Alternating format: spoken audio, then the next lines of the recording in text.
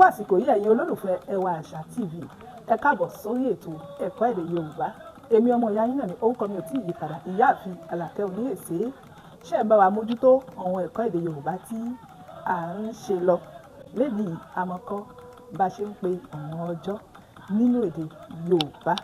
Alors aujourd'hui nous allons apprendre à dire les jours de la semaine en Yoruba. Prenez siège, cherchez votre calepin et votre bic et suivez-moi attentivement. Àìkú, àìkú, dimanche.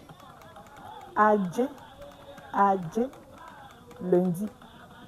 Ìṣẹ́gun, ìṣẹ́gun, mardi. Ọjọ́rú, ọjọ́rú, mercredi. Ọjọ́bọ̀, ọjọ́bọ̀, jeudi. Ẹtì, ẹtì, vendredi. Àbámẹ́ta, àbámẹ́ta, samedi. Orin kan wà tí a máa ń kun tẹ́lẹ̀ yìí máa ń jẹ́ kí ká tètè mú àwọn ọjọ́ yìí sórí dáadáa. Il y a une chanson que nous chantons qui nous permet de bien mémoriser les jours de la semaine en langue Yoruba. Àìkú, ajé, ìṣẹ́gun, ọjọ́rú, ọjọ́bọ̀, ẹtì, àbámẹ́ta.